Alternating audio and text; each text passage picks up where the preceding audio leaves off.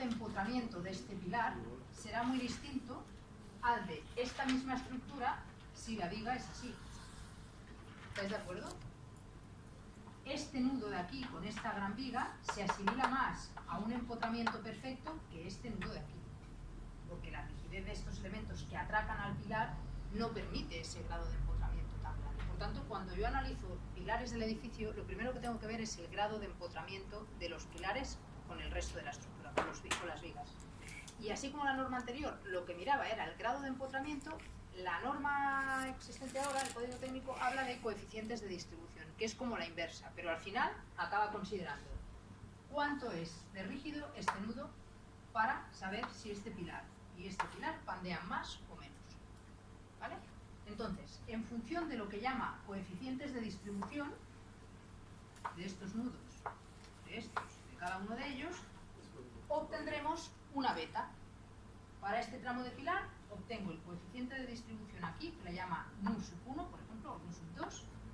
Este de aquí le llama nu sub 1 para este tramo. A partir de estos dos factores de grado de empotramiento, o mejor dicho, de coeficiente de distribución, obtengo una beta. Lo mismo hago para este de aquí. Este factor y este factor. Con estos dos valores obtengo una beta. Y a partir de la beta de cada uno de los tramos y de su longitud inicial, a este le llamo beta 1 y a este beta 2, obtengo LK1, sería la longitud de pandeo, L1 por beta 1. Y aquí la longitud de pandeo 2 será igual a L2 por beta 2. Es decir, el producto de la beta que yo he encontrado por la longitud inicial me da la longitud de pandeo del pilar. No es directo. Para una barra biarticulada sé que la longitud de pandeo, si la beta es 1, es igual a la inicial. Para una barra biempotrada perfecta sé que la longitud de pandeo es la mitad de la original. En este caso, debo hacer un paso previo, hallar los coeficientes de distribución, encontrar la beta y a partir de la beta hallar la longitud de pandeo. ¿Vale? Si yo opto por una estructura de nudos biarticulados, de pilares, perdón, biarticulados y con un gran paño rígido o varios que me estabilizan la estructura, entonces sí que el modelo teórico es de beta igual a 1 y el coeficiente de distribución ya no lo debo encontrar. Solo para nudos rígidos debo ir a buscar estos coeficientes de distribución. ¿Vale? ¿Y cuánto valen estos coeficientes de distribución? Fijaos que este cociente que hay aquí, lo que hace es sumar la rigidez de pilares que inciden en un nudo. Imaginad, el esquema de esta tópico de aquí está analizando este pilar de aquí central. K sub 11 y K sub 12 serían las rigideces de esta viga y de esta. K sub 21 y K sub 22 las de estas. K sub 1 es la de este pilar. K sub C me parece que le llama al pilar en cuestión y K sub 2 el de abajo. ¿De acuerdo? Entonces, fijaos, cuando yo miro el coeficiente de distribución nu sub 1, que es este de aquí, estoy relacionando K sub C más K sub 1. Rigidez de este pilar más rigidez de este, que inciden en este nudo. Dividido entre el mismo sumatorio, de todo lo que incide. exacto, de todos los pilares que inciden, más de las vigas que inciden. Si este pilar, en lugar de ser de una planta intermedia, fuera de la planta que inicia de la cimentación, el coeficiente de distribución de abajo, el que incide con la cimentación, sería igual a 0. ¿Por qué? Porque este componente de aquí, que sería el equivalente a las vigas, como es una cimentación extremadamente rígida, hace que este valor sea enorme respecto a la rigidez de los pilares y por tanto tiende a 0. ¿Vale? Es decir, este coeficiente de distribución, cuando llegue abajo a la cimentación, valdrá 0. ¿Pero qué hago al final? Encuentro el coeficiente de distribución en cada uno de los nudos del pilar que analizo. Aquí hallo este de aquí nu sub 1 y aquí este de aquí nu sub 2. Y fijaos que la única diferencia es que aquí interviene K sub C y K sub C, pero K sub 1 y K sub 2 son los pilares que inciden aquí y que inciden aquí. ¿Vale? Y las vigas, aquí son K21 y K22, abajo, y aquí son K11 y K12. Lo que me está dando es el grado de rigidez de los elementos que inciden en el nodo. ¿Vale? A partir de estos coeficientes de aquí, encuentro la beta. ¿Cómo la encuentro la beta? Aquí viene el término un poco confuso del código técnico que intentaré que entendáis. Nos dice que hay, a partir de los coeficientes de distribución, hay una beta del modo intranslacional y una beta del modo translacional. Para decirlo de otra manera, una beta inferior a 1 y y una beta superior a la unidad. ¿Vale? Si yo a este pilar lo multiplico por una beta inferior a 1, quiere decir que estoy yendo por el modo intranslacional. ¿Vale? ¿Cuándo puedo aplicar este método de aquí del modo intranslacional? Me dice, la longitud de pandeo L sub K. Os lo leo teórico para que veáis el por qué siempre vamos a emplear esto. Longitud de pandeo LK de un tramo de pilar de longitud inicial L, unido rígidamente a las demás piezas de un pórtico. Si no estuviera unido rígidamente ya no iría a buscar beta, ¿vale? Es lo que hemos dicho antes. De un pórtico intranslacional, 1. Si es intranslacional, usaré este, ¿vale? O de un pórtico translacional en cuyo análisis se haya empleado el método del segundo orden que no haya considerado las imperfecciones de los propios pilares. Es decir, que la estructura haya sido translacional, que haya empleado el segundo orden para determinar los esfuerzos de la estructura, pero que luego no haya deformado los pilares y por tanto emplee el método del factor chi. ¿Vale? En ese caso me dice que puedo usar la beta del modo intranslacional, pese que a la estructura es inferior, es translacional. Pero es que, ¿qué implica eso? Que yo aquí he empleado el segundo orden y por tanto ya he deformado la estructura. Ya he penalizado la estructura por el pandeo porque he considerado el segundo orden. ¿Vale? O bien, el método de mayoración de acciones horizontales. Es decir, incluso cuando la estructura es translacional, he empleado el primer orden en lugar del segundo para determinar los esfuerzos en la estructura y no he seguido empleando el segundo orden, sino que al final he multiplicado las cargas horizontales por 1 partido por 1 menos R porque la estructura está entre 0,1 y 0,3, en ese caso también empleo el del modo intranslacional. Aquí es un poco confuso porque mi estructura es translacional y en cambio la beta de los pilares es del modo intranslacional. ¿Vale? Pero es que la norma me lo dice que lo haga así. ¿Será que ese factor de amplificación de 1 partido por 1 menos R ya penaliza mucho a la estructura? Si además yo incrementara la longitud inicial, estaría penalizando más de lo que toca. ¿Vale? Esto empíricamente se ha probado y al final te hace llegar a un resultado coherente con lo que haces, ¿no? Si amplificas las cargas ya no hace falta que vuelvas a incrementar la longitud.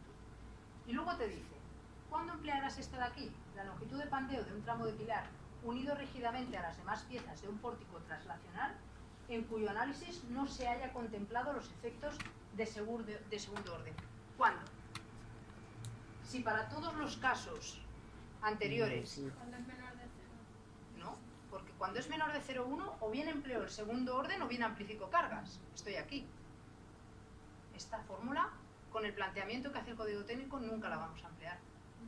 Porque si es translacional, por encima de 0,33, sí o sí, segundo orden. Y aquí me dice que no haya empleado el segundo orden. Por tanto, con el planteamiento que hace el código técnico, esta fórmula no la empleas nunca. Pero en realidad el código técnico aquí yo creo que le falta, si lo comparas con el Eurocódigo, que es la página que os he puesto para que os la leáis y así miréis la comparación, veréis que al final, si tú, una estructura translacional en la que R está entre 0,1 y 0,3, no amplificaras las cargas, obtuvieras los esfuerzos y en cambio obtuvieras esta beta y comprobaras el pilar con el método del factor chi, pero incrementando la longitud con la beta sería equivalente. Porque el Eurocódigo, que es paralelo a este, te deja ir por esa vía. ¿Entendéis? O sea, si yo, en lugar de amplificar las cargas, en el caso de que la estructura fuera translacional, y considerar una beta inferior a 1, no amplificara las cargas horizontales y considerara la beta superior a 1, llegaría al mismo resultado. El Eurocódigo te deja plantearlo así. Y el código técnico, pese a que parece que lo debería considerar, ¿no? Porque esta fórmula existe. ¿Cuándo la empleo? Si no, no me la deja emplear. O sea, con el planteamiento que me está haciendo aquí, no me la deja emplear. En cambio, si no amplificara las cargas, con esta beta llegaría al mismo resultado. El Eurocódigo me lo dice. Pero aquí yo creo que ha quedado en el código técnico una frase de decir, cuando no amplifiques las cargas, si la estructura es translacional, emplea esa fórmula. Y la hubiéramos usado, como te dice el Eurocódigo, llegaríamos a un factor igual. En la final te ahorras el proceso de amplificar las cargas. Sí, lo ahorras. Pero bueno, si aplicas el código técnico, pues no lo haces. Amplificas las cargas y ya está. ¿Vale? La beta la puedes encontrar. Ya veis que estas fórmulas aquí sustituyes en nu sub 1 y nu sub 2. En lugar de usar estas fórmulas, o esta, porque solo vamos a emplear esta con el código técnico, podríamos usar estas gráficas. y vienen a ser lo mismo. Aquí tienes la del modo intranslacional y la del modo translacional. Esta de aquí parece ser que según el código técnico no la empleas nunca, por lo que te ha dicho, ¿vale? Si entras aquí en el modo intranslacional, aquí tienes nu sub 2 y aquí tienes nu sub 1. Pues entras un valor, entras el otro y obtienes el valor de beta. Si estás entre medio, interpolas, ¿vale? Es casi tan exacto como la fórmula, por lo tanto puedes ir por aquí y vas más rápido. Aquí es donde os digo que el razonamiento que os he dicho, con lo que explica el código técnico, al final parece que ni esta tabla ni la fórmula aquella la vamos a usar, ¿vale?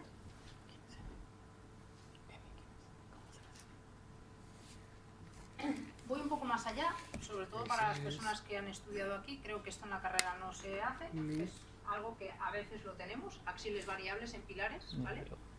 Pocas veces, pero puede ser que un pilar esté sometido a un axil variable, que se vaya incrementando la carga a lo largo de la longitud de la pieza. El código técnico decide la longitud de pandeo que debo considerar para ese elemento, ¿vale? ¿Y cómo encuentro esa longitud de pandeo? Fijaos que las componentes que intervienen en esta longitud de pandeo dependen, o sea, afectas la longitud real en función de estos tres condicionantes: de cómo varía el esfuerzo axil, si varía de forma lineal o parabólica, si las condiciones de enlace en los extremos de la barra son unas u otras, si es biarticulada, si es bien empotrada, ¿vale? Y de la proporción entre los valores máximos y mínimos o mínimos y máximos del axil que solicita la pieza. Fijaos que la longitud de pandeo al final es igual a la longitud inicial por la raíz cuadrada de 1 más A y B, divididos aquí, por n mínimo entre n máximo. A y B, aquí lo tenéis. Si la variación es lineal con el máximo en el centro, doblemente articulada, A vale esto y B vale esto. ¿Cómo sería un axil así? Pues de forma lineal, de manera que es máxima en el centro, ¿vale? Si es parabólica, máxima en el centro, pues en lugar de así, así, ¿vale? Aquí tenéis los distintos casos, si es bien empotrado, ménsula, tal, para los valores de A y de B. Sustituiríamos aquí estos valores, el axil mínimo y el axil máximo, la longitud inicial, y encontramos la longitud de pandeo, ¿vale? Si en algún caso tenéis un pilar sometido a un axil variable, pues vais a este apartado y encontráis la longitud de pandeo, y a partir de aquí, de la longitud de pandeo, pues seguís con la misma comprobación del factor chi, que veremos ahora. Esbeltez mecánica y esbeltez reducida. ¿A qué llamamos esbeltez? Una persona es más esbelta o menos en función de su altura, de su dimensión mayor y de su espesor, ¿no? Es la relación entre la máxima dimensión y las pequeñas, ¿no?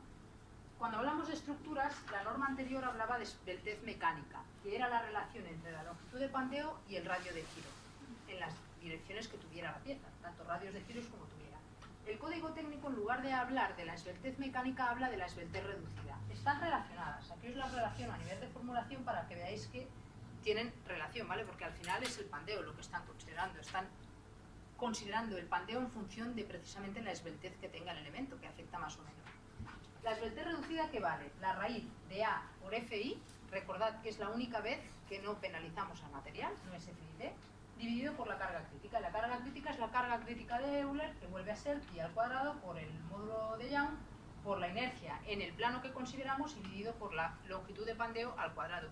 Esta carga crítica ya la hemos visto cuando hablábamos de elementos traccionados. La única diferencia es que aquí, como pandea la pieza, interviene en la longitud de pandeo y no en la longitud real, ¿vale? Aquí tenéis la relación de esbeltez reducida y mecánica para que veáis que una norma y otra. LK es la reducida. Ah, perdón, LK es la longitud de pandeo. Sí. Sí, sí. Y arriba, y en la mecánica, LK. Esta suele ser K. Pero K o P, ahora no me acuerdo. Pero aquí no os he puesto la letra, pero bueno, ya, me parece que es P. ¿Verdad que aquí es P? El código técnico le llama P. Ya saldrá más abajo. Bueno, pero bueno, es la esbeltez reducida. Cuando hablemos de esbeltez reducida y esta fórmula sabréis. En lugar de que el axil sea variable, podemos tener piezas de dimensión variable a lo largo de la longitud. Aquí lo que debemos hallar es sus características. Buscar, tendremos un módulo resistente máximo y uno mínimo. Hay que buscar uno que le llamamos ponderado medio. Medio ponderado. Módulo de inercia ponderado medio. O medio ponderado. ¿Qué depende? O sea, depende de un factor C y de la inercia máxima. C, a su vez, depende, bueno, y además de la inercia media, encontramos el área media. ¿Pero de qué depende? el valor medio. Fijaos que entramos en esta tabla para encontrar C en función de V y de A. ¿A qué es? Si la pieza varía su dimensión de esta manera, A le llama a el tramo de inercia máxima. Si aquí tenemos todo este tramo de inercia máxima y a partir de aquí va reduciéndose, A es este valor de aquí, ¿vale? De inercia máxima. ¿Dónde está el esquema? Aquí tenéis A, aquí tenéis A, ¿lo veis? Aquí tenéis A, es el tramo de inercia máxima de la barra. Y V es la raíz cuadrada del radio, de la inercia, mínima entre la inercia máxima. Relacionamos estos dos valores y a partir de aquí encontramos que el factor C que multiplica a la inercia máxima, y con eso encontramos la inercia media que vamos a considerar. Porque claro, si consideramos la inercia máxima para trabajar con el pilar, vamos por el lado de la inseguridad. Si contamos la mínima para todo el pilar, también vamos por el lado de la seguridad excesiva. Entonces buscamos un término medio. ¿Cómo? A partir de aquí, ¿vale? Si tenéis este caso, que es menos habitual, pues vais a esta tabla y encontráis la inercia y el área media. Y a nivel de barra ya, la esbeltez mecánica, pues para encontrarla, en lugar de la fórmula anterior, que es la raíz cuadrada de la inercia entre el radio de giro, pues aquí iríamos a la longitud por la raíz del área media dividido entre la longitud de cambio, y la esbeltez reducida valdría este factor de aquí. Aquí hay un error, porque la esbeltez es sub K. La mecánica, la reducida, perdón, es este factor sub K. Es la raíz cuadrada del área media, donde en un pilar normal sería el área total, aquí es el área media, pero no es por FID, es por FI. Vale, aquí tengo un error en los apuntes, tachando y poner FI. No es la reducida. Por la carga, ¿perdón? No es la reducida. No es la reducida, es la FI, la total, sin penalizar. Y la carga crítica vuelve a ser que, igual que para un pilar normal, pi al cuadrado por E por la inercia, en este caso media del pilar, ¿vale? No cogemos ni la máxima ni la mínima, sino la media, y la longitud al cuadrado. La longitud al cuadrado si se trata de una barra biarticulada, donde la longitud de pandeo es igual a la longitud real. Pero si no es una barra biarticulada, aquí el elemento de aquí es la inercia media y esta área de aquí es el área media que hemos encontrado antes. ¿Vale? Y ahora aquí ya os explico cómo comprobar un pilar con el código técnico. La norma anterior te decía, tienes que comprobar la resistencia y la estabilidad. ¿Esto qué quería decir? Comprueba que la sección del pilar es suficiente para soportar los esfuerzos, axil y flector, y además comprueba que sea estable frente al pandeo. Cuando combinas estos esfuerzos a un desplazamiento, la estructura pandea que sea estable, ¿vale? Ahora el código técnico te dice, haz una comprobación de resistencia de sección, que es equivalente a la comprobación de resistencia de la norma anterior, y le llama comprobación de la barra a la comprobación de la estabilidad. Pero no deja de ser la aplicación del pandeo para ver que realmente funcione todavía el pilar, ¿vale? Entonces, si seguimos el código técnico, ¿por qué divide la formulación para clase 1 y 2? En realidad, esta fórmula de aquí es la misma para clase 3, lo único que cambia aquí es que en lugar de la resistencia plástica a flexión del pilar, aquí tendremos la resistencia elástica, porque son secciones de clase 3 donde solo puede asumirse la capacidad elástica.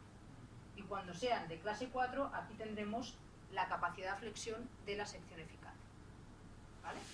Y en cuanto a axil, como no reducimos nada, pues siempre es la misma, la plástica, ¿vale? Área por FID, ¿de acuerdo? Entonces aquí, fijaos que no estamos penalizando en ningún momento por el pandeo de la pieza, es esfuerzo axil de cálculo dividido por capacidad, más momento flector de cálculo dividido por capacidad de flexión, y lo mismo en la otra dirección.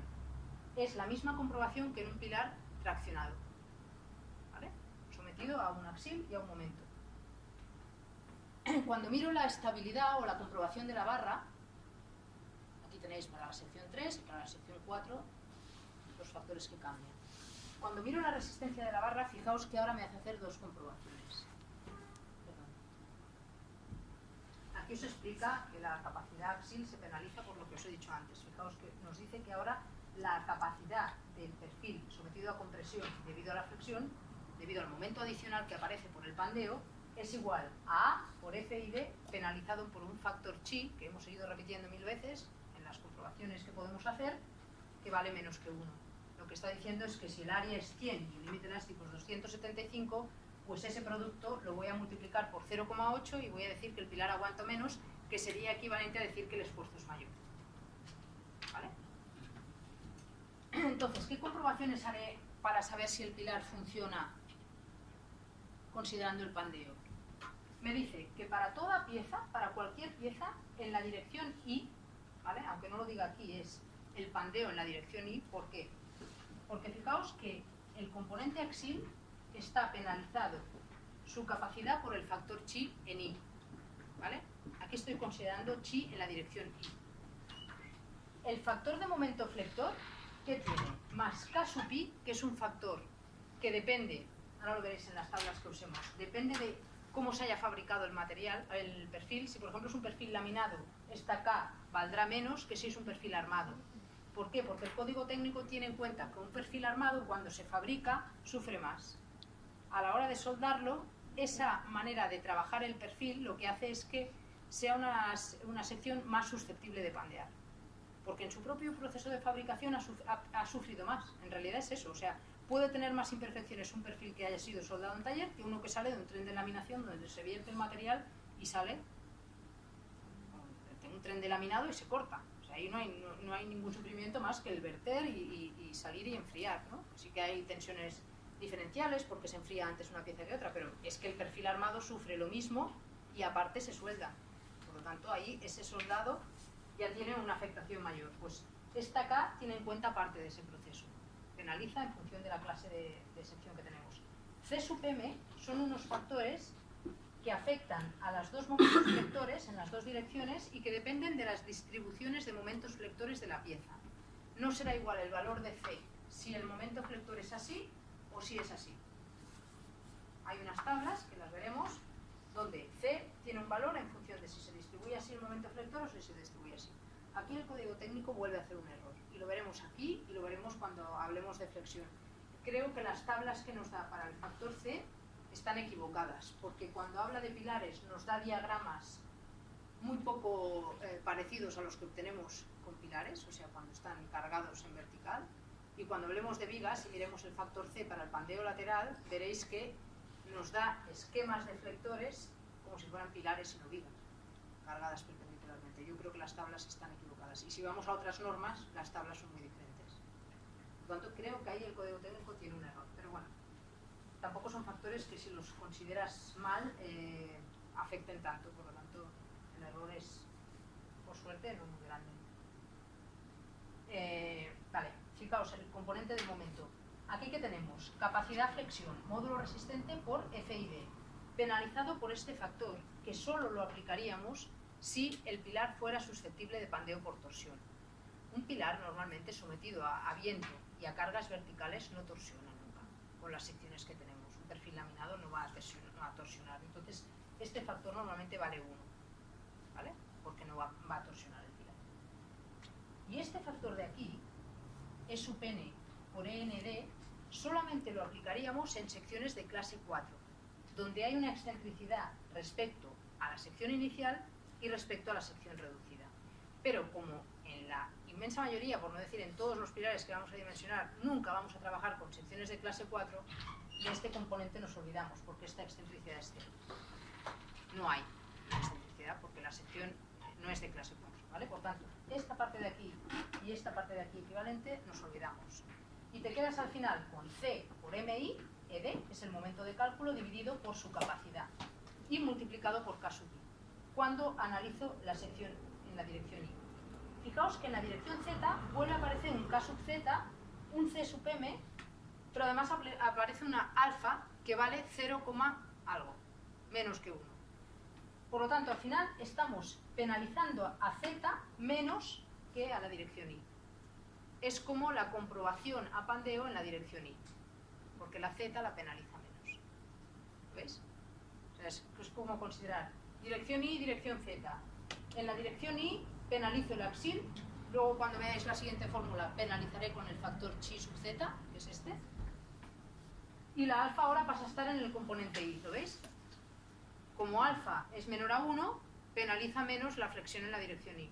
Estoy considerando el pandeo en la Z, ¿vale? Con el factor chi Z, penalizando menos el momento flector en la dirección perpendicular y más en la dirección que considero. Esta fórmula nos dice que la emplearé para piezas no susceptibles de pandeo por torsión, que serán la totalidad de los pilares que vamos a dimensionar, por no decir la gran mayoría, por no decir todos, ¿vale? No van a pandear por torsión. Y solo en piezas que fueran susceptibles de pandeo por torsión emplearíamos esta fórmula de aquí, donde este factor no valdría 1, sino que valdría menos de 1, y este factor de aquí valdría más de 1, ¿vale? Pero esta fórmula no la vamos a emplear nunca, porque un pilar que torsione es casi imposible. O sea, tendrías que tener una pieza súper esbelta, por ejemplo.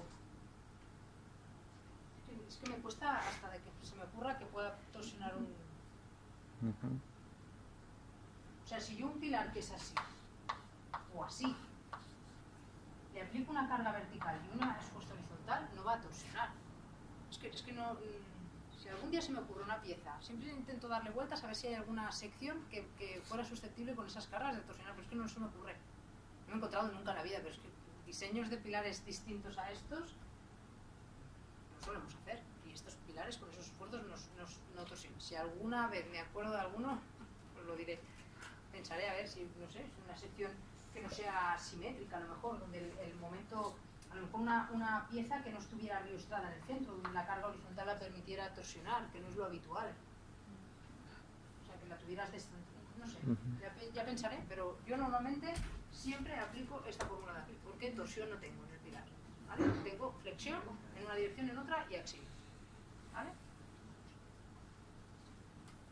Entonces, a nivel de estabilidad, a nivel de resistencia de la barra, aplicaré esta fórmula de aquí y la otra fórmula.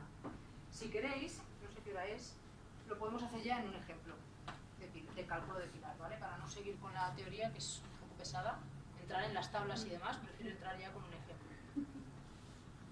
Este tema solo tiene ya la comprobación de... A ver que no me equivoque. La comprobación de un pilar normal y luego la comprobación de... perdonad. Después de las tablas de la teoría, cuando os miréis la teoría, ahora vendrán las tablas, ¿vale? Que es lo que me voy a saltar ahora para ir al ejemplo. Pero después de las tablas, y aquí ahora veréis la tabla donde sale C, ¿veis? ¿Cuándo tengo un pilar yo con este diagrama de momentos flectores? Nunca, porque este sería el de una barra apoyada en sus extremos y con cargas perpendiculares a su directriz, no cargas aplicadas así. Esta tabla parece el de vigas, la de vigas. Y cuando veáis la tabla para el factor C de las vigas, es al revés. Tengo diagramas que parecen de pilares. Entonces, yo creo que las han cruzado, las tablas. Pero bueno, con pilares siempre vamos aquí, momentos de extremo. Bueno, pues un pilar tiene momentos de extremo, ¿no? Porque sea así o sea así, es un momento de extremo y que se une linealmente. Si es así y es así, es un momento de extremo. Tanto si son signos opuestos como si son signos iguales. Entonces yo normalmente me vengo aquí, o si es un pilar biarticulado de este tipo. Pues que esta tabla para mí está cruzada, ¿vale? Pero bueno, me he desviado ahora con lo que os quería decir. Aparte de las tablas que veis aquí, esta página me gustaría que os la leyerais con calma, para no leeros yo las frases del eurocódigo y cansaros. Leéroslo porque aquí veréis, esto es lo que dice el eurocódigo comparado con lo que hemos visto que dice el código técnico. Y aquí es donde veréis que el eurocódigo te deja considerar la beta del modo traslacional, beta superior a 1, si no amplificas las cargas y la estructura es traslacional. Y el eurocódigo y el código técnico van en paralelo, que hacen siempre las mismas comprobaciones, pero él sí que añade esta posibilidad. Lo que os decía, la teoría, que hoy ya no vamos a ver, os explica análisis de pilares simples, que es lo que vamos a hacer ahora un ejemplo, y luego análisis de pilares compuestos. Pilares compuestos cada vez se hacen menos, porque son muy costosos, se tienen que fabricar especialmente y a no ser que lo quieras ver en la estructura, no acaban siendo muy rentables. Pero bueno, si en alguna ocasión tenéis que comprobar algún pilar existente que sea compuesto o lo necesitáis diseñar, tendréis aquí un caso, ¿vale? Para saber cómo se dimensionan. Y una vez esto, ya tendréis poca cosa más. Estabilización. Bueno, lo veremos mañana, no vamos a llegar. ¿Cómo se comprueba un pilar simple? Aquí tenéis en el anejo las tablas también, que ahora las consultaremos.